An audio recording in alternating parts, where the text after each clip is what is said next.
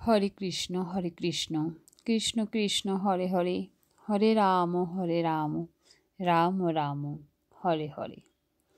তো বন্ধুরা, তোমাদের সামনে আজ ভাগবত কথা নতুন একটা গল্প নিয়ে চলে আসলাম। তো আশা করি তোমরা অবশ্যই পুরোটা শুনতে চেষ্টা করবে এবং আমার পাশে থাকবে। তো আমি আজ যে ব্যাপারে তোমাদের সাথে কথা বলবো সে ব্যাপারটি হলো ভাগবত কথা থেকে শ্রী বিষ্ণু লক্ষ্মী দেবীর সাথে কি কথা হয়েছিল সেই কথাই তোমাদের সামনে আমি আজ বর্ণনা করতে চলেছি। তাহলে চলো শুরু করি। পদ্মপুরাণে ভগবান শ্রী বিষ্ণু লক্ষ্মী দেবীকে বলেছেন, জগতে আমি ভগবদ্গীতা রূপে প্রকাশিত হয়েছি। এইভাবে ভগবদ্গীতা আমার স্বয়ং বিগ্রহ রূপে বুঝতে হবে। ভগবদ্গীতা সর্বপাপনাশক। কোনো বুদ্ধিমান ব্যক্তি যদি প্রতিদিন গীতার একটি অধ্যায়, একটি শ্লোক বা অর্ধ শ্লোক, অন্তত পক্ষে 1/4 শ্লোকও আবৃত্তি করে তবে তারও সুশর্মার মতো একই গতি হবে। লক্ষ্মীদেবী জিজ্ঞাসা করলেন, সুশর্মা কে ছিল? সে কোন শ্রেণীর অন্তর্গত এবং তার কি গতি হয়েছিল? তখন ভগবান বিষ্ণু লক্ষ্মীদেবীকে বলেন, প্রিয়ে লক্ষ্মী, সে একজন অতি দুষ্ট ও খুবই পাপী লোক। সে একটি ব্রাহ্মণ পরিবারে জন্মালেও সেই পরিবারের কারোর কোনো বৈদিক জ্ঞান ছিল না। অন্যকে আঘাত করি সে শুধু আনন্দ পেত। সে কখনো আমার নাম জপ করত না, কোনো দান ধ্যান বা কোনো অতিথিদের আপ্যায়ন করত না। প্রকৃতপক্ষে সে কখনো ধর্ম কর্ম সম্পাদন করেনি। জীবিকা নির্বাহের জন্য সে শাক পাতা সংগ্রহ করত এবং সেগুলি বাজারে বিক্রি করে সে ভোগ বিলাস করত। এইভাবে সে জীবন যাপন করত। একদিন সে নির্বুধ সুশর্মা শাক পাতা সংগ্রহ করতে গেল। এক সর্প তাকে ধ্বংসন করে। সে সেখানেই মারা যায়। মৃত্যুর পর তাকে বিভিন্ন নরকে নিক্ষেপ করা হয়। সেখানে সে বহুদিন বহু কষ্ট ভোগ করে। তারপর সে একটি ষাঁড় দেহে প্রাপ্ত হয়। একজন খোঁড়া লোক সে ষাঁড়টিকে কিনে তার কাজে লাগায়। প্রায় 7-8 বছর সে খুব ভারী ভারী বোঝা বহন করে। একদিন খোঁড়া লোকটি তার পিঠের উপরে ভারী বোঝা চাপালো। ষাঁড়টি তো আর হাঁটতেই পারছে না, বাধা খাচ্ছে, কারণ তার পিঠে ছিল প্রচণ্ড ভারী বোঝা, যার ভার সে বহন করতে পারছে না। হঠাৎ ষাঁড়টি হাঁটতে হাঁটতে পড়ে যায় এবং পরে সে অজ্ঞান হয়ে যায়। অনেক লোক ঘটনাটি দেখতে জড়ো হলো, ষাঁড়ের জন্য দুঃখ প্রকাশ করে।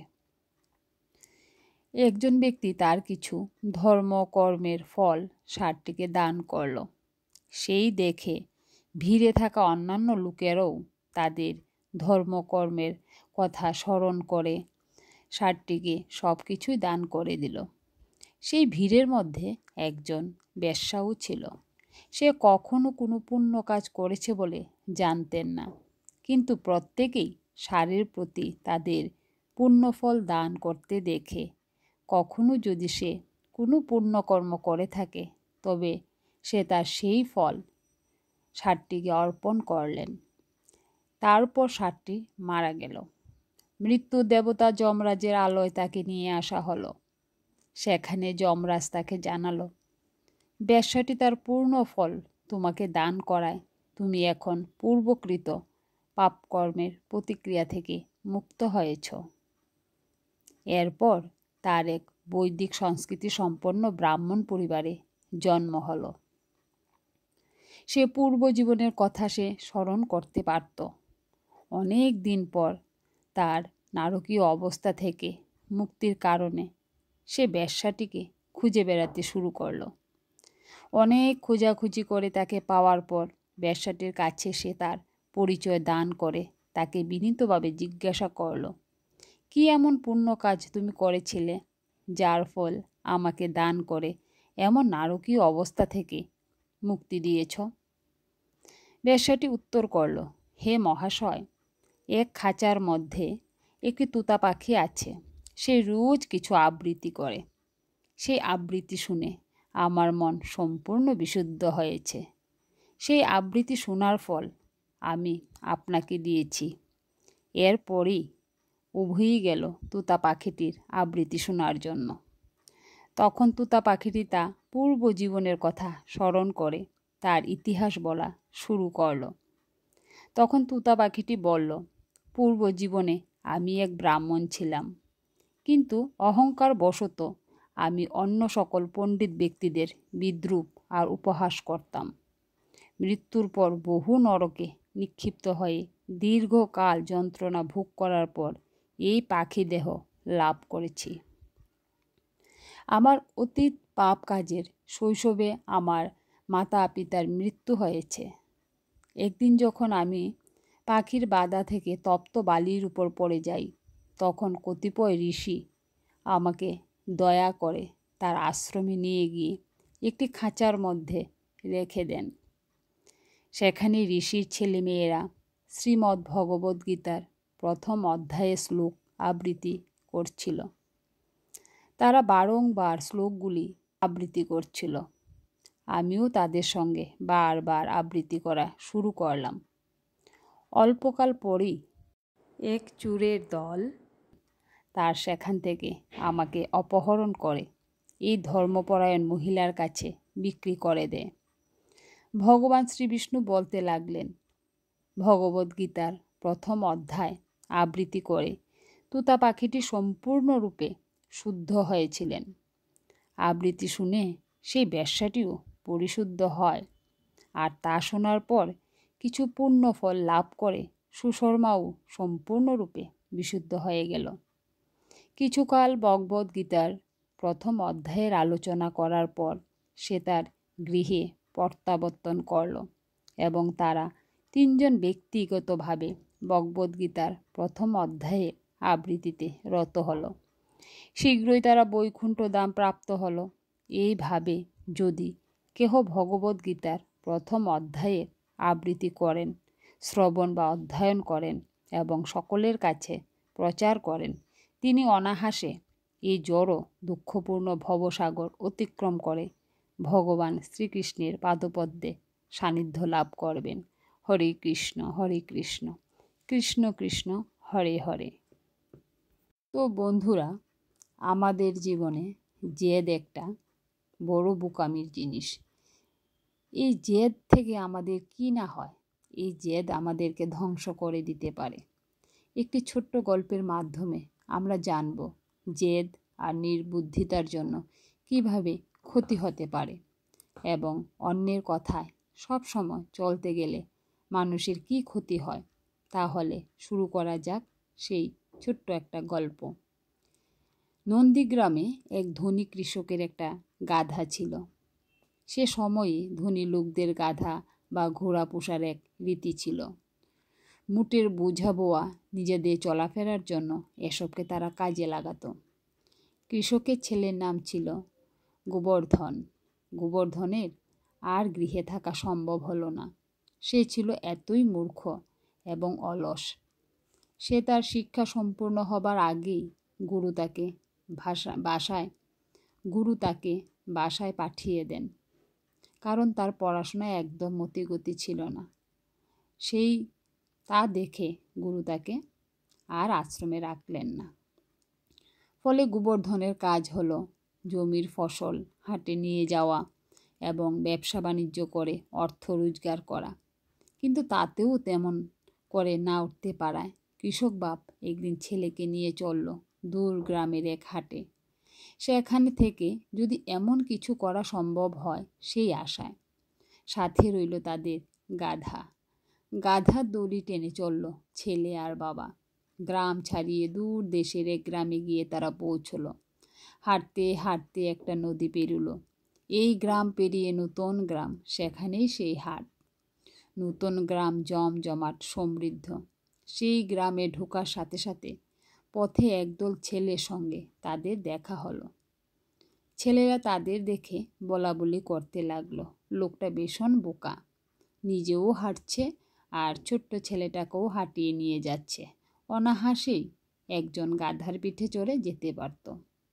কথাটা বাপের কানে গেল। কিছু দূরে গিয়ে পিছনে ফিরে ছেলের দলকে না দেখতে পেয়ে বাবা তাড়াতাড়ি গোবর্ধনকে বসিয়ে দিল গাধার পিঠে এবং নিজে হেঁটে চলল।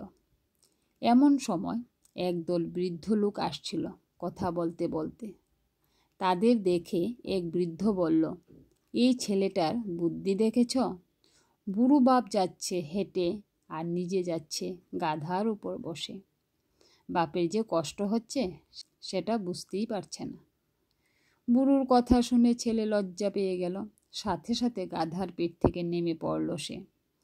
বৃদ্ধের উদ্দেশ্য করে বলল, আপনারা ঠিকই বলেছেন, আমার বড় অন্যায় হয়েছে বলে বাপকে সে তুলে বসালো গাধার পিঠে এবং নিজে চলল হেঁটে হেঁটে। এমনভাবে কিছু দূর যাবার পর তাদের সাথে দেখা হলো একদল স্ত্রীলোকের। তারা গোবর্ধনের বাবাকে দেখে বলে উঠল, দেখলে আক্কেল, বুড়োটার ওইটুকু ছেলেকে হাঁটিয়ে নিয়ে আর নিজে গাধার পিঠে আরাম করে চলেছে হাটের দিকে। কথাটা কানে যেতে বাবা গাধার পিঠে ছেলেকে চড়িয়ে নিল। তারপর বাপ ছেলে দুজনেই বলাবলি করলো, যাক, এবার আর কেউ কিছু বলবে না, কারণ আমরা দুজনেই গাধার পিঠে চড়ে যাচ্ছি। ইস, এই বুদ্ধিটা যদি আগে আমাদের মাথায় আসতো। এই ভেবে তারা বাপ ছেলে গাধার পিঠে উঠে হাঁটতে শুরু করলো। কিছুটা পথ যাওয়ার পর গাধাটা আর হাঁটতে পারছে না। একদম সে নির্জীব হয়ে অজ্ঞান হয়ে পড়ে গেল, একেবারে অজ্ঞান হয়ে মাটিতে পড়ে গেল। তখন একটা লোক দেখে বলছে, ইস, ওদের মায়া দয়া বলতে নেই, গাধার পিঠে বাপ ছেলে উঠে খুব মজা করে যাচ্ছে। কিছু দূর যাওয়ার পর একজন পুরোহিত দেখতে পেল ওদেরকে। পুরোহিত দেখতে পেয়ে বলল, দেখো বাপ ছেলের অবস্থা, এরকম একটা অবলা প্রাণীকে কিভাবে কষ্ট দিচ্ছে, ওদের মায়া দয়া বলতে নেই। তখন বাপ ছেলে আবার লজ্জা পেল। লজ্জা পেয়ে দুজনেই নেমে গেল গাধার পিঠ থেকে। নেমে তারা কি করলো, গাধাটাকে একটু জল টল দিয়ে সুস্থ করে একটা বাঁশের মধ্যে বেঁধে এবার বাপ ছেলের পিঠে ঝুলিয়ে নিল গাধাকে। একটা জীবন্ত গাধাকে এভাবে নিয়ে যেতে দেখে সবাই হাততালি দিতে লাগলো আর বলতে লাগলো, দেখো অবস্থা, একটা জীবন্ত গাধাকে কিভাবে বাঁশের মধ্যে বেঁধে বাপ ছেলে নিয়ে চলছে। এই সব হাসাহাসি দেখে বাপ ছেলে আবার লজ্জা পেল। আর এদিকে গাধাটা ভয়ে ভীষণভাবে ছটফট করতে লাগলো এবং জিদ দেখিয়ে সে জোরাজুরি শুরু করে দিল। পায়ে দড়ি ছিঁড়ে পড়ে গেল নদীতে। গাধাটা নদীতে পড়ার সময় এই শিক্ষা পেল যে আমার জেদ আর নির্বুদ্ধিতার জন্যই এইভাবে মরতে হলো। আর চাষি ও তার ছেলে তাদের এই ক্ষতির জন্য এই কথা শিক্ষা পেল যে অন্যের কথায় কান না দিয়ে নিজের কাজ করে যাওয়া উচিত। তাতে ভুল হলে আফসোস থাকে না, শুধরে নেওয়া যায়। জীবনে সফল হতে হলে অনেকগুলো বিষয়ের প্রতি লক্ষ্য রাখতে হবে, যার মধ্যে একটা বিষয় হচ্ছে নিজের উদ্দেশ্য ঠিক রাখতে হবে এবং সেই উদ্দেশ্যকে পূর্ণ করার জন্য অন্য কারুর কথার দিকে কান দেওয়া যাবে না। আপনি যখন সফলতার দিকে চলতে থাকবেন, অনেকেই পেছন থেকে আপনাকে টেনে নামানোর চেষ্টা করবে এবং বলবে যে তোমার দ্বারা এটা হবে না, তুমি যেরকম আছো সেই রকমই থাকো। আর এই কথা শুনে যদি আপনি থেমে যান তাহলে কখনোই সফলতা আসবে না। আজকের এই গল্পটা উল্লেখ করেছি, মনোযোগ দিয়ে পড়বেন। যদিও এটা একটা গল্প, কিন্তু এর মধ্যে উল্লেখিত বিষয়টা খুব ভালোভাবে বুঝে যাবেন। এক গাছের ডালে এক কাক বাসা বেঁধেছিল। কিছুদিন পর সেই বাসায় কয়েকটা ডিম দিয়েছিল। একদিন হঠাৎ করে একটা বাতাস আসে এবং কাকের বাসা থেকে একটা ডিম মাটিতে পড়ে যায়, কিন্তু ডিমটা ভাঙে না। ওই গাছের নিচ দিয়ে একটি মুরগি যাওয়ার সময় ডিমটা দেখতে পায়। ডিমটা সে সাথে করে তার বাসায় নিয়ে যায়। মুরগির কয়েকটা ডিমও ছিল আগে থেকেই, সেগুলির সাথে কাকের ডিমটাও রেখে দেয়। কিছুদিন পর মুরগি সবগুলো ডিমে তাপ দিতে থাকে এবং নির্দিষ্ট সময়ের পর সবগুলি ডিম থেকে বাচ্চা বের হয়। ওই কাকের ডিম থেকেও বাচ্চা বের হয়। কিছুদিন পর কাকের বাচ্চা যখন নিজেকে আলাদা ভাবতে শুরু করে এবং তার মতো দেখতে অন্য কাকেদের উড়ে যেতে দেখে, তখন সে মুরগিকে বলে, আমি উড়তে চাই। মুরগি তখন বলে যে তুমি তো মুরগি, তুমি উড়তে পারবে না। কাকের বাচ্চা তার কথা মেনে নেয়। কাকের বাচ্চা আবার স্বপ্ন দেখে যে সে আকাশে উড়ছে এবং তার মতো দেখতে অনেকগুলো কাক তার সাথে উড়ছে। সে আবার মুরগিকে বলে, মুরগি আবার একই কথা বলে। কাকের বাচ্চা মুরগির কথা শুনতে শুনতে একদিন উড়ার কথা ভুলে যায় এবং মুরগির সাথে থাকতে থাকতে এমন অবস্থায় তার মৃত্যু হয়। তো আমরা এই সকল গল্প থেকে বুঝতে পারি যে কাকের বাচ্চা যদি মুরগির কথা না শুনে উড়ে চলে যেত, তাহলে সে নিজেকে চিনতে পারত এবং তার স্বপ্ন পূর্ণ হতো। এই রকম আমাদের জীবনে চলার পথে অনেক বাধা সামনে আসবে। অনেকেই বলবে তুমি পারবে না, কিন্তু সেই দিকে খেয়াল না করে আমাদের সামনে এগিয়ে যেতে হবে এবং আমি পারবই এরকম মানসিকতা নিয়ে চলতে হবে। তাহলেই জীবনে সফলতা আসবে। সবসময় সবাই কী করে, তোমাকে পেছন দিকে টানতে চেষ্টা করবে, কিন্তু তুমি ওদের কথা শুনে পেছনের দিকে আসলে হবে না। তোমার নিজের মতামতকে কাজে লাগিয়ে এগিয়ে যেতে হবে। আমরা যখন নিজের ভুলে কোনো ভুল করি, তখন কিন্তু আমরা সান্ত্বনা দিতে পারি যে আমরা নিজের দোষেই ভুলটা করেছি। কিন্তু তুমি যখন অন্যের কথা শুনে ভুল করবে, সেই যন্ত্রণা কিন্তু তুমি কিছুতেই সহ্য করতে পারবে না। তাই অন্যের কথায় কখনো কান না দিয়ে নিজের মতামতকে সম্মান জানিয়ে সামনের দিকে এগিয়ে চলুন। আশা করি জীবনে সাফল্যই হবে। হরে কৃষ্ণ কৃষ্ণ কৃষ্ণ হরে হরে, হরে রাম রাম রাম হরে হরে। বন্ধুরা, গল্পগুলি যদি ভালো লাগে তো অবশ্যই পাশে থাকবেন এবং একটু সাপোর্ট করবেন। আবার দেখা হবে নতুন একটা ভিডিওতে।